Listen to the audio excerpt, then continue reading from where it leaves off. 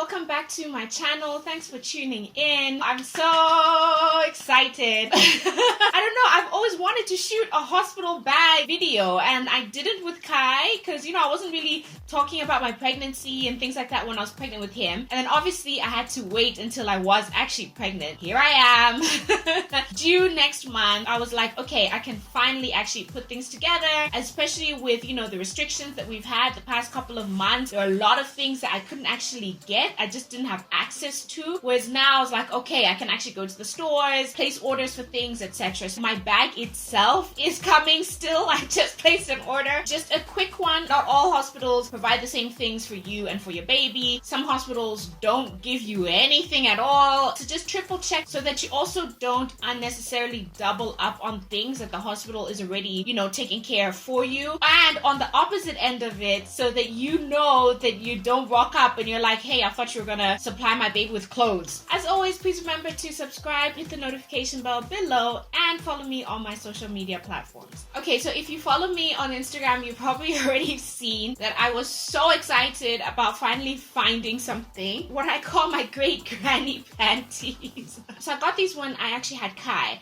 And the reason behind it is because a lot of the times when you read these lists or you hear about things, they recommend that you get disposable underwear. So you can, of course, if you are more comfortable with getting disposable underwear, go ahead. They're available at Discam, at Clicks, all of that. But I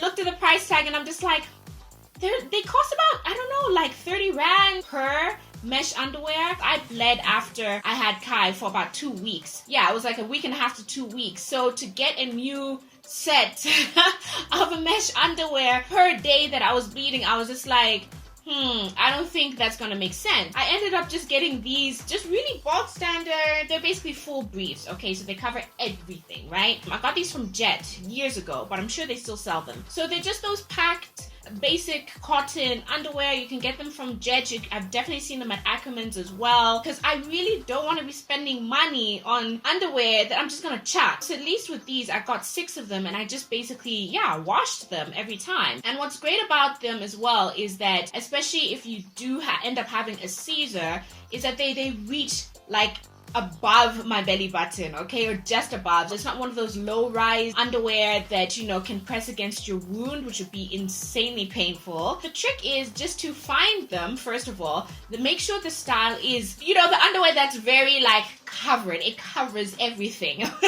Okay, high-waisted, it goes completely around your bum, and also just like get your 2 sizes up. So I'm usually a medium and these are like XL. Just go up a size or 2. I would recommend 2 so that it's still a little bit loose, and also so you've got enough space to put the really, really sexy maternity pads. These things, these babies. A lot of first-time moms don't know that yes, you bleed after you have your baby. Whether you have a natural birth or cesarean, you're gonna bleed. It's basically your womb emptying out everything, all of the stuff that was like inside and everything. How long you're going to bleed really is up to your body, I guess. They're very thick, they're long, to make sure that you don't mess. That's another reason why you need to have like proper massive panties. So I got these from Discam. They're about 30 bucks for 12, and I just got 2 of them. On the topic of bleeding and messing and stuff like that, I also got these linen savers. These are basically just to put on your bed. I bought my own. I know they are going to provide them at the hospital for me, but I also got them from home. These are going to be helpful as well, not just for bleeding, but also the night sweats. Another thing a lot of people don't tell you about when you're going through postpartum, there's a lot of sweat, okay? Don't be alarmed. I will probably be doing another video after I have the baby on like postpartum recovery and things like that. So considering it's winter now, obviously it depends on where you are, what part of the world you're in. I am packing for winter, okay? So just keep that in mind. I haven't even taken the label off, okay? But I found this. It's just like a really warm fleece sleeping dress. What I love about it is that it's got these buttons. So that is essentially the sort of mandate for everything that I am taking with me. It has to have buttons, it has to have easy breast access so that I can breastfeed baby O. And it's not like pants where it might end up interfering with, my belly and wound or anything like that. Got this from Ackermans. It was 149 Rand. I know they have a couple of others, but I didn't find my size. So what I've ended up doing is I actually found some nice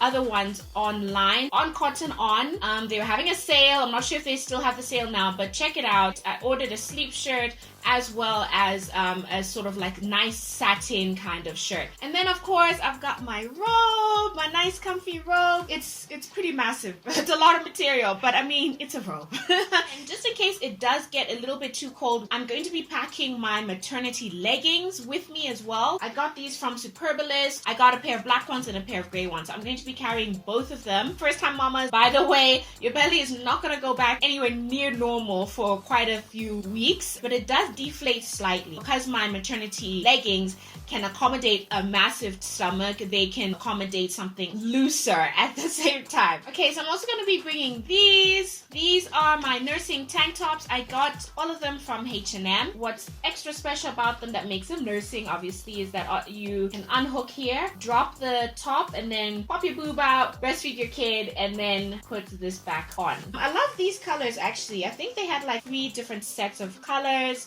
So I got 4 of these. I'm going to be bringing all 4. One 2-pack is 330 Rand. I did use my 15% off voucher. I gave you the plug on Instagram that if you return any fabric, it doesn't have to be from H&M, anything, any kind of old clothes to recycle, etc., in a bag, just a normal, Checkers plastic bag, they'll give you a voucher for 15% off your next purchase. But honestly, these were the most affordable nursing tank tops that I could find. I checked other stores, I checked Woolies, they didn't have, I checked online, they were selling one for like 300 Rand. So I was just like, okay, if you know another place where they are selling some nice quality nursing tank tops, please let us know. Drop it in a comment below so we can save some money while we're at it. And then also from H&M, I got these. This is a 2-pack of nursing bras. I tried to get some at Woolies because that's where I got my last ones from, but they didn't have my size. So I'm trying these out from H&M. I've never used them before. What I do like about them is that they're not sort of like strict to cup size, so it's small, medium, or large. Because I have no idea how big my breasts are going to get. And I didn't know that last time I had Kai either. Just a quick tip when you're buying nursing bras, just keep in mind that your breast size will probably change. I'm normally a 32C, for example. But when I was starting to feed Kai, I went up to 34D. But I wouldn't have known that until I started actually feeding him and getting my milk in. Try not to buy too many nursing bras. So what I've done is I've just got these for now. So it's a 2-pack. Then I'm going to see maybe about a week after I've had baby O, which size would make more sense for me, because they're not cheap and you don't want to be stuck with nursing bras that are too small for your breasts. It's like actual clothing. I am keeping it very, very simple. I lived on these. They're called like Henley tops. They're very loose and they've got these buttons down the front, right? So again, easy access for breastfeeding. But I couldn't find sort of like cheap ones that I could wear. So Kev was just like, just use mine, because he wears these around the house anyway. So these are going to be nice and loose for me. I'm going to be packing about 2 of these as well. How many of everything really depends on how long you're going to be staying at the hospital. I'd always recommend that you add an extra day just in case. Just make sure that you've got extra rather than under, especially because now we're in lockdown. I know obviously a lot of hospitals are not allowing visitors, so you can't just sort of call your mom or whoever it is to come and drop something off for you. So just keep that in mind as well when you're packing. This is also obviously very important. Don't forget your toiletries. They do not provide them for you. It is basically all of my basic toiletries. I'm not going to spend too much time going through them because you know what you need on a daily basis. Got my shower cap in here, face wash, my face wipe, travel size kind of stuff are your friends. Body wash, toothbrush, toothpaste, deo, face cream. The hospital also recommends that you bring face towels. Mine are in the laundry right now, so put face towel here.